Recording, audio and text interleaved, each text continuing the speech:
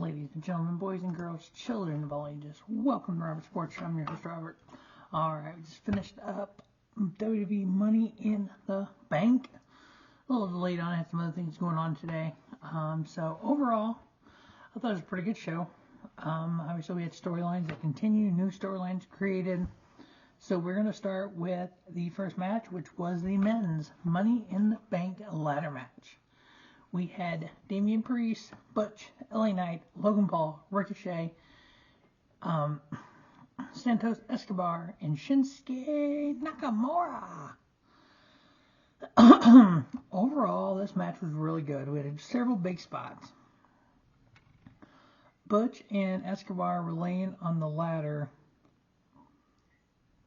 Okay. So Butch and Santos Escobar were climbing up the ladder. There was a ladder laying between the ladder and the ropes, like they always do in every ladder match.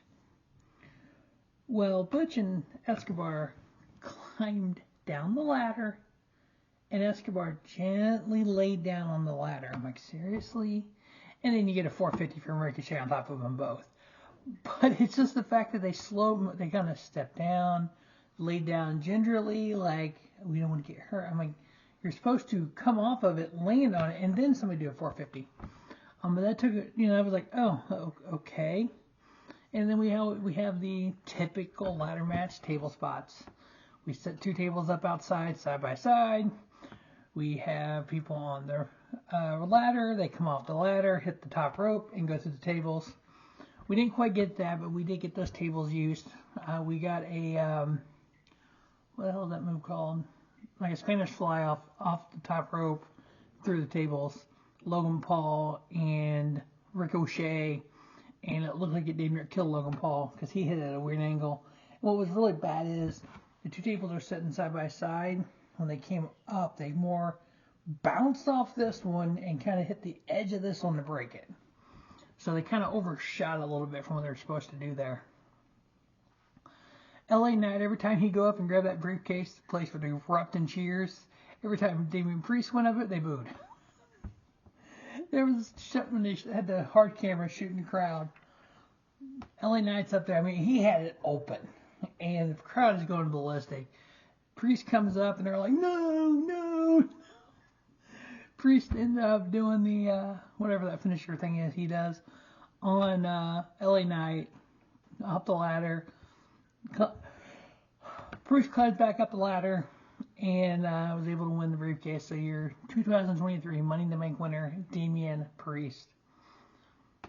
Yeah, that's going to cause some dissension in the Judgment Day, because Finn Baszler is going for the title later.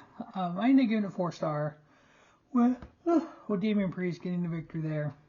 Next up, we had the WWE Women's Tag Titles on the line. We had champion Ronda Rousey and Shayna Baszler going up against former champions Liv Morgan and Raquel Rodriguez. And you remember, Raquel Rodriguez had to vacate the titles because Liv Morgan was hurt. I hate when somebody gets hurt and then they vacate the titles and then they become champions like in no time. You kind of thought that they were going to win this. Weren't quite sure how they were going to win this. We had a heel turn. We had Shayna Baszler turning on Ronda Rousey, which was very interesting to have Shayna be the one that turned. But beating Tara out of Ronda, so we're going to end up probably with Ronda versus Shayna, which could actually be pretty decent. And so with that, we have new women's tag team champions. We have Liv Morgan and Raquel Rodriguez. Next up, I give that 3-star. Next up, we had the WWE Intercontinental title line. We had the third longest champion in history of that title, Gunther, going up against Riddle. The only two people to hold that title longer than Gunther is Randy Macho Man Savage and then Honky Tonk Man. I really hope they let Gunther hold it past the Honky Tonk Man's ring. You had Matt Riddle come out with his ankle taped up because remember a few weeks ago on Raw, Gunther attacked him. You had Gunther going after that ankle and taking the tape off of it like the tape's supposed to help it. Overall, it was a pretty good match. Gunther ended up winning by submission.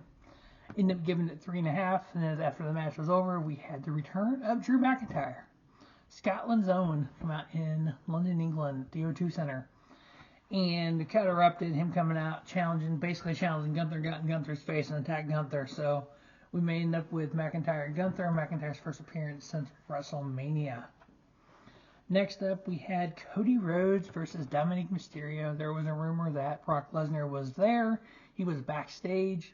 That he'd be coming out during this match and starting the feud with Cody and leading up to SummerSlam with Cody and Brock at 3. Yeah, this match was just... Honestly, this was one of the worst matches on the card, to be honest with you. It just wasn't nothing special. There's no chemistry there with Cody and Dominik. Dominik's not that good in the ring. He needs to go back in. He needs to go to NXT. But they're not doing that with him because he's already signed. Cody and getting the victory and they give it a 3-star. Damn. And at the end of this match, we had John Cena return. Wow, John Cena in London, England. That's craziness. So Cena comes out, hypes the crowd up, talks to the crowd. It's the first premium live event. It's the first pay-per-view in UK in 20 years. How they need another show. Maybe they should get a WrestleMania or something. So then I saw online that they had WrestleMania 41 listed there. Then they took it off. So I'm not quite sure what is going on there, which I wouldn't mind if they had WrestleMania there. I wouldn't go, but hell, WrestleMania at 2 o'clock in the afternoon? That'd be hell fun. And then all the indie shit starting at 6 o'clock in the morning, local time? That'd be hell fun. But you had him come out, and then you had, good God, Grayson Waller. Wow. Couldn't think of Grayson's name there for a minute. Hey, Grayson Waller come out, talking about the Grayson Waller experience, whatever the hell it's called, his little talk show he does, and talking to Cena, telling Cena needs to go viral, then Cena F5s him, which is funny, or attitude adjustment, which I'm like, whatever. And so, but the fact you talk about a Mania coming there, and then you saw it online, then it went away. So I'm not sure what's going on there, but definitely WWE wants to be in the UK, and WrestleMania 40 this coming up March is already in Philadelphia, or April is already in Philly. So after that, we don't know. We know in a couple of years Nashville's getting a new football stadium. As long as it goes through, and then we're probably more likely Mania there. So we'll see. But it'd be kind of fun. Give that match 3-star. Next up, we have the women's Money in the Bank. We had Trish Stratus, Becky Lynch, Bayley, Io Sky, Zelina Vega, and Zoey Stark. Immediately the match started, Zoey Stark attacked Becky Lynch. Trish and Zoey have been together. Trish and Becky have been feuding. Becky takes Zoey and Trish both out on the ladder, so the ladder was laying between the ring and the announce table. You had Zelina Vega do a Code Red, and they called it a Code Red. It comes from Amazing Red. They literally said Amazing Red's name. Zelina Vega did a Code Red on Zoey Stark on top of the ladder, to a ladder. That was sick as crap.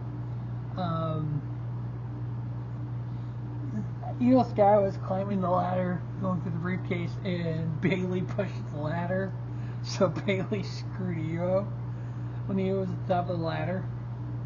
And then the big spot at the end, I mean, you had these women going through ladders, and I mean, they had some big spots throughout this whole match, and I kind of liked the end of it where you had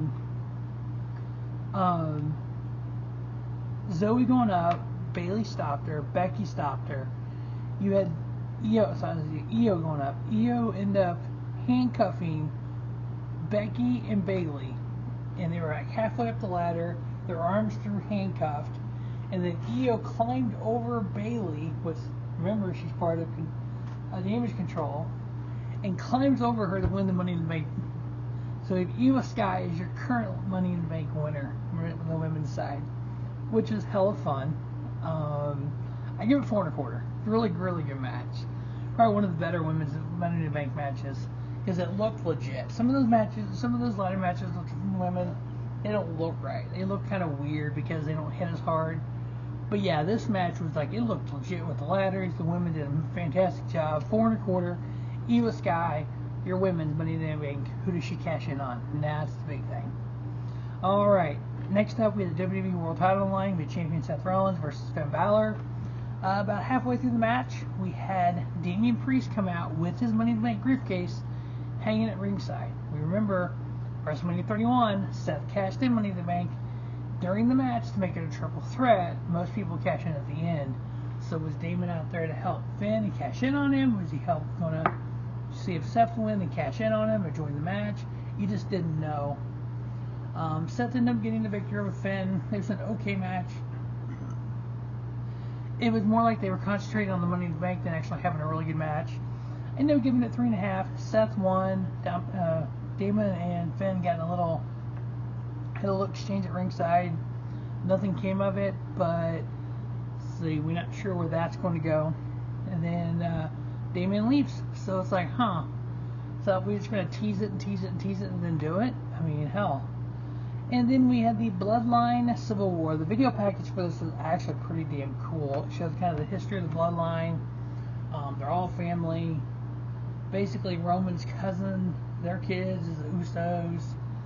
And then you had Tribal Chief and Sokoa, who is the brother of the Usos, but like 8 years younger.